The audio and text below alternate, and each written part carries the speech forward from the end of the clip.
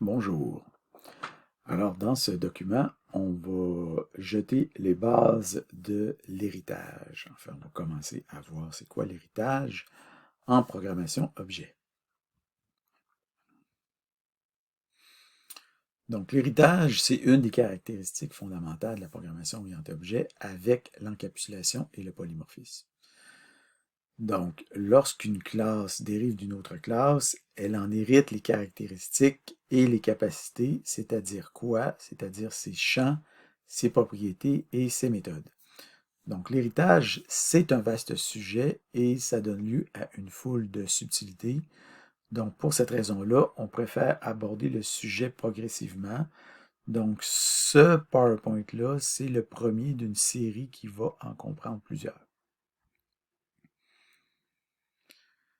Donc, voici un premier exemple d'héritage. Donc, on a ici une classe personne qui possède un nom et on a une classe étudiant qui hérite d'une personne et qui ajoute à cette personne-là un champ établissement. Alors, quand on va définir un étudiant, ici, new étudiant, qu'est-ce qu'on va devoir renseigner comme champ chez cet étudiant-là? On va devoir renseigner, bien sûr, son établissement, mais non seulement son établissement, il va falloir aussi renseigner son nom. Parce qu'un étudiant, c'est aussi une personne, et une personne possède un nom. Vous allez me dire, ben voyons, c'est évident. OK, parfait. Donc, vous venez comprendre c'est quoi l'héritage. Fermez le PowerPoint, faites les exercices. OK? Donc, c'est ça. OK? C'est pas plus compliqué que ça. Mais bon, il y a des subtilités et c'est les subtilités qu'on va voir d'ici la fin du PowerPoint. OK? Donc,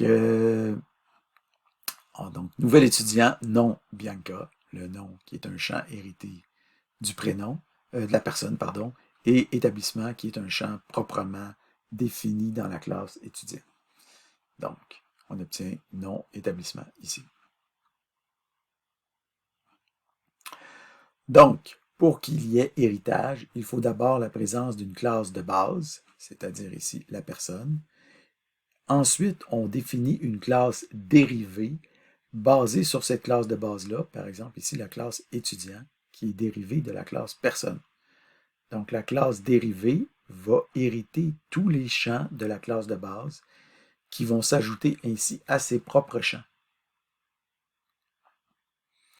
Bon, si jamais maintenant on ajoute un champ supplémentaire, ici dans la classe personne, on ajoute un champ supplémentaire âge qu'on initialise à 20. Qu'est-ce qui va se passer maintenant dans notre classe étudiant qui hérite de notre classe personne? Alors ici, on définit un nouvel étudiant en spécifiant son nom et son établissement. On ne spécifie pas son âge, cependant, ici en créant notre étudiant. Mais notre étudiant hérite d'une personne et notre personne possède un âge, et cet âge-là, par défaut, est 20, parce que le champ est préinitialisé à 20. Alors évidemment, on s'en doute, l'âge de notre étudiant va être de 20, parce que lui aussi, l'étudiant, est une personne, et cette personne-là a un âge par défaut qui est 20. Donc notre étudiant se ramasse aussi avec un âge par défaut qui est 20. Il n'y a pas vraiment de surprise. Si maintenant, dans notre classe personne, on ajoute une méthode, vieillir, qui permet de vieillir la personne d'un an, âge plus, alors que va-t-il se passer? Est-ce que cette méthode qui est ajoutée dans la classe personne, cette méthode-là va-t-elle être héritée par notre classe étudiant? La réponse, évidemment, c'est oui. Alors ici, notre étudiant, toujours ici avec un nom et un établissement, qui a un âge de 20 ans, on va vieillir cet étudiant-là avec la méthode qui est héritée de la classe personne. On va vieillir cet étudiant-là qui va atteindre l'âge vénérable de 21 ans. J'ai beaucoup plus que ça. Et on va ici l'afficher, on voit 21 ans. OK? Donc, je pense que vous comprenez maintenant le fonctionnement de l'héritage. OK? Donc, on va aborder maintenant un volet un peu plus philosophique de c'est quoi l'héritage. Donc, l'héritage ne devrait pas vraiment être utilisé à toutes les sauces. Donc, on l'utilise principalement lorsqu'on peut établir une relation de type est un ou est une entre deux entités. Okay? Donc, est un, est une, en anglais, on va dire is a ou is an. Okay? Donc, par exemple, dans le cas d'une personne puis d'un étudiant, on peut clairement dire qu'un étudiant est une personne. Okay? Donc, on peut se permettre donc de créer un lien d'héritage entre une personne, un étudiant et une personne. Par contre, l'inverse n'est pas vrai. On ne peut pas dire une personne n'est pas nécessairement un étudiant. On ne peut pas dire que toute personne est un étudiant. Okay? Donc, si vous croyez dans un cours de philosophie, vous n'avez pas entièrement tort. Okay? Donc, il ne faut pas abuser de l'héritage. Maintenant, est-ce qu'on peut hériter d'une classe qui a déjà hérité? La réponse, évidemment, c'est oui. On est en programmation. Dans la programmation, ce qu'on aime faire, c'est que quelque chose qu'on peut faire, ben on peut le refaire, puis le refaire, puis le refaire, puis le refaire. Okay? Donc ici, on a une personne, on a un étudiant qui hérite d'une personne, qui rajoute un établissement par-dessus le nom, et on a ici un cégepien, qui est une sorte d'étudiant, et le cégepien, ben, il est inscrit dans un programme. Donc, le cégepien est dans un programme, il étudie dans un établissement, puis il a un nom. Okay? Donc, un cégepien est un étudiant, puis un étudiant, c'est une personne. Donc, on le voit ici, on a créé un cégepien qui possède un nom dans un établissement et dans un programme. Donc, là, excusez si j'ai fait preuve de cliché en nommant une étudiante qui s'appelle Bianca, qui est au cégep Saint-Jean, qui étudie en comptabilité. Désolé.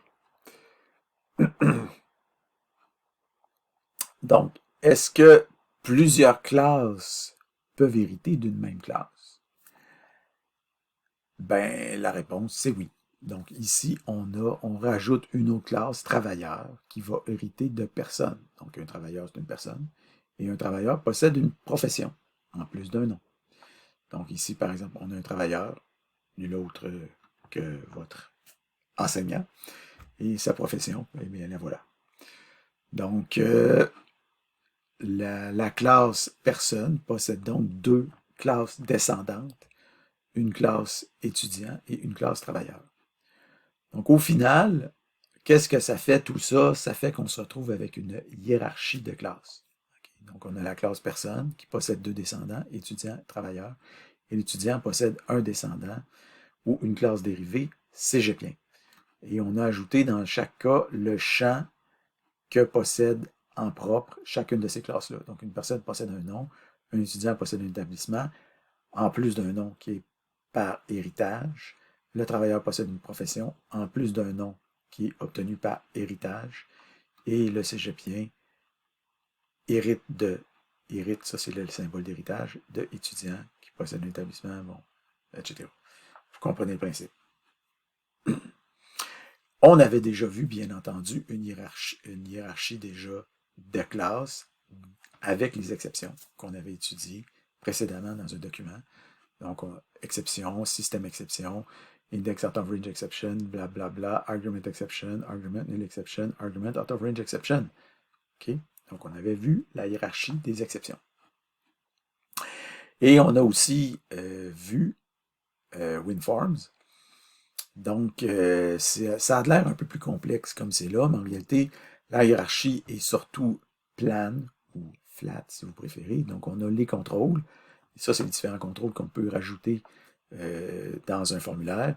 Et on voit que, en fait, les différents contrôles, il y a plusieurs types de contrôles. Donc, les boutons, en fait, data grid, data time picker, group box, label, list control, list view, month calendar, picture box, bon, blablabla, progress bar, scrollable control, scroll bar, splitter, status bar, tab control, text box, toolbar, track bar, tree view. Donc, tout ça, c'est des contrôles, puis là, ben, il y a des sous-contrôles, bon, formulaire, bon, blablabla, OK? Donc, C'est ça. Donc, on a une hiérarchie de trucs qu'on peut mettre dans un formulaire. OK? Alors, si jamais vous consultez la documentation en ligne d'une classe, par exemple un argument exception, vous l'avez ici, qu'est-ce que vous allez voir? Vous allez voir dans la documentation, vous allez voir deux choses intéressantes, entre autres. Vous allez voir d'abord la signature de la classe, par exemple argument exception, vous allez voir public class argument exception, deux points system exception. Donc, vous voyez que argument exception hérite de system exception. Ensuite de ça, vous allez voir aussi inheritance, donc l'ascendance de la classe. Vous voyez que argument exception hérite de system exception, qui hérite de exception, qui hérite de object. Et après ça, vous allez voir derived, donc la descendance de la classe. Donc, toutes les classes qui vont hériter de argument exception. On a argument null exception, on a argument out of range exception, et on en a aussi un paquet d'autres ici qu'on n'a pas vraiment étudié. Donc, c'est juste pour dire que quand vous consultez la documentation d'une classe, il y a moyen de connaître l'ascendance d'une classe et la descendance d'une classe. Donc, on a vu ici, là-dedans, que quand on consulte l'ascendance d'une classe, on voit que argument exception hérite de system exception, qui hérite d'exception, qui hérite de object. Donc, ça nous montre qu'en fait, toutes les classes dans C# finissent, à un moment donné ou à un autre, par hériter de object. Et en fait, object, c'est la classe ancestrale de toutes les autres. Donc, si on crée un nouvel objet, new, on voit que object possède les méthodes suivantes, equals, getHashcode, getType et toString. Si maintenant on crée une nouvelle classe ici, machin, qu'on crée un nouveau machin, on fait machin point, on voit que machin possède quelle méthode? Equals, getHashcode, getType et toString, qui sont exactement les méthodes qui sont disponibles sur un objet. Donc, on voit très bien que notre classe machin, en fait, a hérité de object. Il existe une propriété baseType qu'on peut appliquer à n'importe quel type et qui va nous donner la classe parente de notre classe actuelle. Par exemple, si ici on a personne, puis on a étudiant qui hérite de personne, si on fait le type-off de étudiant pour aller chercher le type étudiant, qu'on va chercher son baseType, bien, le baseType de étudiant, aux surprises, c'est personne. Donc, le parent de étudiant, c'est personne.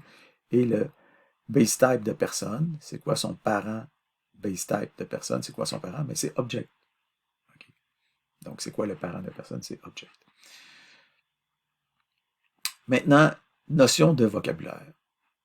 Donc, supposons qu'on a un chien qui hérite d'un animal. Alors, comme on le voit ici, ça c'est la classe de base, ça c'est la classe dérivée. Donc, on a déjà parlé de toutes ces choses-là, mais il faut savoir que dans le domaine de l'orientation objet, là, bon, il existe toutes sortes de vocabulaire qu'on peut rencontrer. Okay? Donc, moi, souvent, je vais parler de classe de base, classe dérivée, classe parente, etc. Mais des fois, ça peut m'arriver que je vais peut-être employer d'autres termes ou en cherchant sur Internet, vous allez voir d'autres termes. C'est important de savoir que tous ces termes-là pourraient être utilisés. Okay? Donc, en parlant de animal, on peut utiliser le terme classe de base. On pourrait aussi utiliser, si ce n'était pas une classe, ça pourrait arriver qu'on utilise record de base ou type de base. Okay? On pourrait aussi utiliser le terme parent. Okay? Donc, classe parente. On pourrait aussi utiliser le terme superclasse, parce que c'est la classe qui vient au-dessus, ou supertype. Okay? En Java, par exemple, vous allez avoir le mot-clé super. Super, ça veut dire le parent. Chien, okay? Donc le chien, la classe dérivée. Donc classe dérivée ou record dérivé ou type dérivé. Le descendant, l'enfant, le sous-type ou la sous-classe. Okay? En anglais, subclasse. On pourrait dire que le chien hérite de animal, le chien descend de animal, le chien dérive de animal, le chien spécialise animal, le chien étant animal. Ça va être surtout quand on va parler d'interface. Ou encore l'animal, ici, généralise le chien. Donc, c'est toutes sortes de vocabulaire qu'on peut utiliser dans le domaine de l'orientation objet, puis qui peut finir par être, disons, un peu confondant. On a une autre méthode qu'on peut utiliser, disons, pour interroger le type system de notre C#. On peut utiliser la méthode isSubclass of. Par exemple, argument exception, isSubclass of exception. Est-ce que argument exception est une sous-classe de exception? OK. Une sous-classe, est-ce que je l'ai dit quelque part? Sous-classe, OK, ici. Chien, sous-classe. Donc, est-ce que argument exception est une sous-classe de exception? Évidemment, oui, true. Est-ce que argument exception est une sous-classe de object? Donc, ce n'est pas une sous-classe directe, mais c'est une sous-classe indirecte, parce que argument exception est une sous-classe d'exception qui est une sous-classe d'object. Donc, oui, c'est true. Est-ce que argument null exception est une sous-classe d'exception? Oui, indirectement, true. Est-ce que exception est une sous-classe de exception? Donc, exception n'est pas une sous-classe d'elle-même, donc c'est false. Maintenant, héritage multiple. Donc, il y a certains langages de programmation, orienté-objet, comme le C++ et le Python, qui vont permettre à une classe d'hériter de plusieurs autres classes en même temps.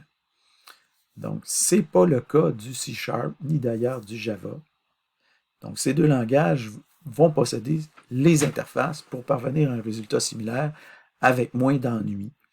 OK? Donc, on ne couvre pas les ennuis dans ce PowerPoint-là et on ne couvre pas non plus les interfaces dans ce PowerPoint-là. Donc, c'est juste pour vous dire qu'une classe ne peut pas hériter de plusieurs autres classes en même temps en C#, ni en Java d'ailleurs, mais c'est possible de faire ça en C++ et en Python. Donc, ici, on le voit, là, si on essaye par exemple de définir un travailleur étudiant, quelqu'un qui serait à la fois un étudiant et un travailleur, évidemment, vous allez me dire, ben oui, c'est possible d'à la fois un travailleur et un étudiant. Oui, c'est possible. C'est possible ici, dans votre vie de tous les jours. Mais dans le monde du C#, on ne peut pas prendre une classe et hériter de deux autres classes comme ça. Pas possible. Donc, ça dit ici, classe travailleur étudiant cannot have multiple base classes. Mais en C++, vous pourriez faire ça. Classe scellée. Donc, une classe scellée, c'est une classe qui ne peut pas être héritée ou dérivée. Donc, pourquoi on voudrait faire ça? Tout simplement pour augmenter les performances du code généré par le compilateur pour cette classe-là. Entre autres, la classe string, c'est une classe scellée. Donc, si par exemple vous rajoutez le mot-clé sealed classe personne, et qu'après ça, vous essayez d'hériter de la classe personne en définissant un étudiant qui dérive de la classe personne, vous allez avoir une erreur ici de compilation. Étudiant cannot derive from sealed type personne. Maintenant, question de vocabulaire. Donc, il existe un lien approximatif qu'on peut faire entre le langage, que ce soit le français ou l'anglais, et la modélisation des liens entre les données. Bon. Et le verbe avoir et le verbe être. Donc, si on utilise ici le verbe être, OK, donc est un, est une, ou Isa, Isan. Donc, par exemple, un étudiant est une personne, ou Bianca est une étudiante. Donc, ça, c'est un lien essentiellement d'héritage ou alors d'instanciation. Un étudiant est une personne, c'est un héritage. Bianca est une étudiante, c'est une instantiation. Donc, pour ce qui est de l'héritage, si vous êtes capable de dire tous les étudiants sont des personnes, vous êtes en face d'un lien d'héritage. Après ça, A1, A1, A1 ou AD, as one, as many en anglais. Donc, une personne a un nom, un étudiant a une institution, vous êtes en face d'un champ ou d'une propriété. Donc, pour résumer, quand une classe hérite d'une autre classe, elle en hérite les champs, les propriétés et les méthodes. Et les préinitialisations sont aussi héritées. Plusieurs classes peuvent hériter d'une même classe, et une classe peut hériter d'une autre classe, qui peut hériter d'une autre classe, etc. Ce qui va donner lieu à une hiérarchisation des classes, et on a vu, entre autres, la hiérarchisation des exceptions, comme exemple, et la hiérarchisation des contrôles dans WinForms. Et d'ailleurs, la documentation .NET va vous mentionner, dans une certaine mesure, cette hiérarchie-là, en mentionnant l'ascendance et la descendance. Par défaut, une nouvelle classe sans lien d'héritage va hériter automatiquement de object et de ces 4 méthodes fondamentales. Okay? Ce qui veut dire que object est à la base de toute la hiérarchie des classes en C#. Et c'est aussi le cas en Java. La propriété base type d'une classe, c'est le parent. Ça va vous donner le parent de cette classe-là. La méthode isSubclasse E va vous permettre de savoir si une classe hérite directement ou indirectement d'une autre classe.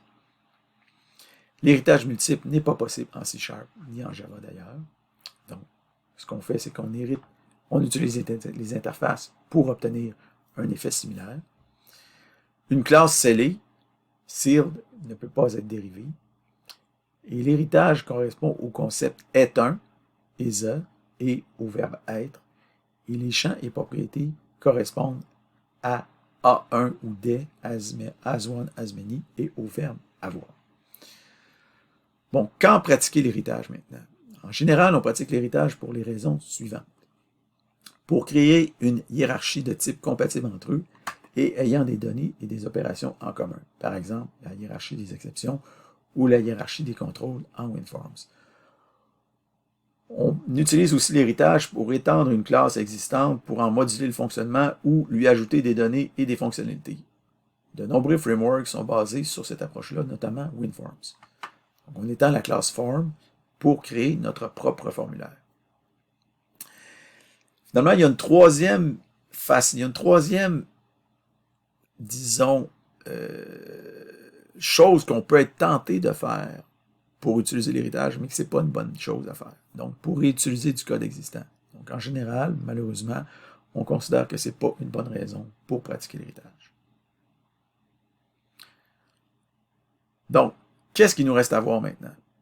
Parce que là, vous vous dites, bon, parfait, je connais l'héritage, je m'envoie à fond dans l'héritage, je suis un king de l'héritage. Non, non, non. Ce PowerPoint-là, c'est héritage 101.